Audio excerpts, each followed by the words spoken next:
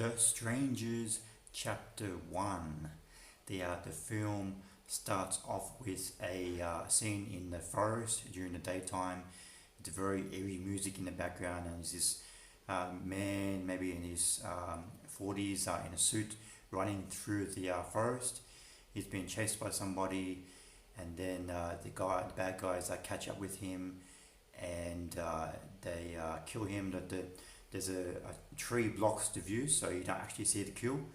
So there's no actual violence, but that's the first scene of the movie. That scene has no direct connection to the actual story of the main film. I think it's just a setup to get you in the mood for the film.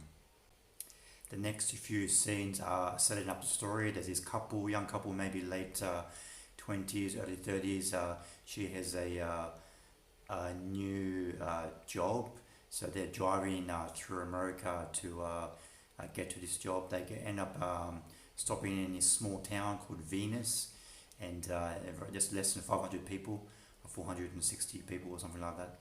And they stop at this cafe and have some lunch, and then they ask around if there's any hotels. They said no, there's no hotels, but there's a Airbnb they can stay at. So they stay at the Airbnb, and before they stay at the Airbnb, they leave the cafe. Their car has broken down, so they need a mechanic to fix it. They have to wait until the next day to get it fixed. They're waiting for some spare parts, so they decide to stay at this Airbnb for the night. So they go to the Airbnb, and at night time, just before dinner time, they stay at the Airbnb for a little bit, and then the guy he has to go back to the car, go back to the mechanic because he has forgotten something. So she is left at the Airbnb. It's kind of like a cabin in the middle of nowhere. So she's at this cabin by herself. Before he leaves, there's a knock at the door. When they're both there, they open the door, and there's this young woman. She's asking for somebody, but you don't actually see her. It's just kind of like a shadowy figure. Even though there's light coming in from the cabin, the movie makes sure you can't see what she looks like. It's just a shadow. So she's just asking for somebody. They tell her that she's got the front house, and then they close the door. And after this, he leaves to go to the mechanic to get something that they forgot from the car. And while he's gone, she knocks on the door again, maybe 2 or 3 more times. And while she's talking to the girl at the door, you can see there's somebody in the house. So someone's actually broken into the house, or there was somebody in the house already before they arrived at the Airbnb. And then nothing happens, and then she's very scared. She notices somebody's in the house, and eventually she's worried. She hopefully her boyfriend hurries up and comes back. Eventually he does come back, and when he comes back, she tells him that she saw somebody in the house. She's very scared. He says, don't worry, I'm sure it's okay. And then they hear some more knocking on the door, so they go outside and they try to confront the young girl, and then she eventually goes away. They go back inside, and they have dinner. And then while they're having dinner, on the light above them, blood drips down onto their food, and it's some kind of dead head or dead animal leaking blood onto their food. The next scene is after the dripping blood. A guy in a mask, a bulky guy, he smashes down the front door with an axe, and then he manages to get inside the cabin, and then the couple, they run away to the bedroom. They close the door and lock the door, and then we see that there's 2 of them. There's a guy, and then there's a younger woman. She starts playing the piano, and she's just hanging around, and then the guy, the bulky guy, he goes to the bedroom door and smashes the door down with an axe.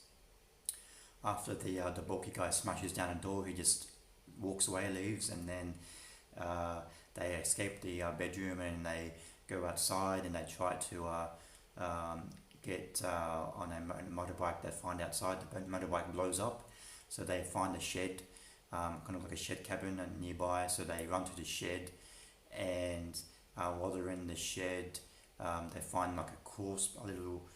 They find out the guys following. They follow the bulky guy. The bad guys follow them to the shed. So they find like a little crawl space in the shed. While they're in the crawl space, this crawl space leads to the outside. So they go through the crawl space, but a few things happen. They encounter some rats, and they have to be very quiet, because if they scream or say anything, then the bad guys upstairs will find out they're in the crawl space. So they find some rats, and she puts her hand on a nail, so nail goes straight through her hand, so she has to cover her mouth and make sure she doesn't scream. And then the boyfriend helps her take the nail out of her hand, so that's a very tense moment in the film. After the crawl space, they manage to go outside. They find a shotgun, and then they see one guy coming towards them, and they think it's one of the bad guys. So he shoots the guy coming towards them, and then she realizes he doesn't have a mask. So she's like, why doesn't he have a mask? Why doesn't he have a mask? And they can recognize the guy from the photos in the cabin. So he's the owner of the Airbnb. Apparently he's not one of the bad guys. After this scene, they find a car. They try to escape in the car, and they drive a little bit, but the bad guys have another car. The car smashes into them, and there's a bit of a scuffle, and then they get out of the car and they run into the woods with they still have their gun. The couple end up getting separated, and they both end up getting caught eventually. He has a shotgun pointed to the head of the girl, but the other bad guy catches him and knocks him out and knocks him unconscious and drags him back to the cabin.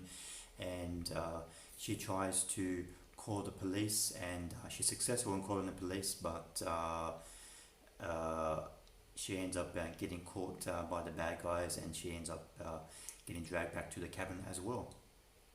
I get back at the cabin. They're both tied up on chairs with a rope by the bad guys, and they are talking to each other, and then eventually the bad guys stab both of them with a knife, and they fall to the ground, and then it's assumed they're dead, and then you hear police sirens in the background. So the police are coming, and then the bad guys leave the cabin and run away. And then the final scenes of the movie is you see the girl. She has blood leaving her body, but it's assumed that she's alive, because the final scene in the movie is she's in a hospital and she's survived the attack, I guess. And then after that it says to be continued. So I guess the next movie is either continuing her story, or maybe there's going to be another chapter. But this is called The Strangers Chapter 1, and I guess it's assumed that there's going to be maybe similar stories to this, so or maybe either a sequel or another story, or maybe she'll be involved, but it's not really shown at the end what's going to happen. So it just says to be continued. Like at this, I had very low expectations for this film. I liked it more than I thought it would. It's not a good movie, but it does have some tense moments. It's well made.